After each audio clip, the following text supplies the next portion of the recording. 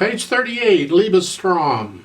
This is a theme from Liebestraum number 3, because Liszt wrote 3 of these things, and this is the famous one. This is the one with the famous melody in it. Now, I did a recording of this, of the actual piece itself, and I'll try and remember to put a link down in the description if you want to hear my interpretation. Although the professionals, and there's a bunch of professional recordings on YouTube, they do a much better job than I do. As far as fingering, I'll just use the fingering they're suggesting.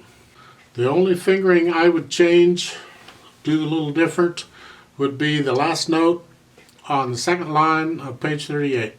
In the right hand, you have a half note E, and then on that quarter note E, I would use second finger because there's another E on the next line. So you got 3 E's in a row, and I don't like using thumb like that. Okay, so I would put a 2 on the last note of the last measure of the second line in page 38. As far as the pedaling goes, I recommend you just do overlapping pedaling, and there's no reason to put breaks in here. We do, I mean, it's nice if you can, if we can hear the phrasing.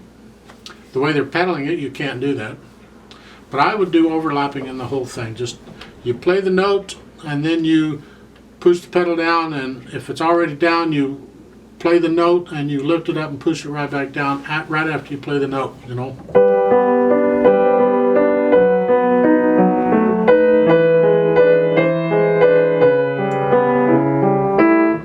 If I were playing this myself and editing it myself, I would not pedal those measures where you're ending a phrase and starting a phrase. I would just leave the pedal out for that measure. That way I can hear the phrase better.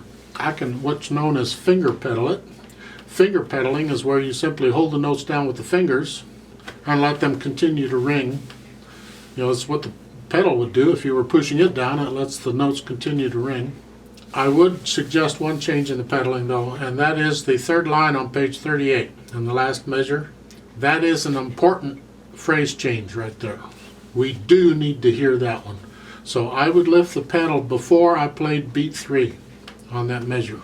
So it's down here, and you play the first 2 notes, and you lift it up before you play the D, right?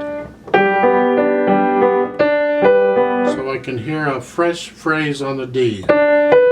We want to hear that. Just like it was at the beginning, you hear a fresh pickup. We want to hear it there too. There is, at the bottom of page 39, a DS, Alfine.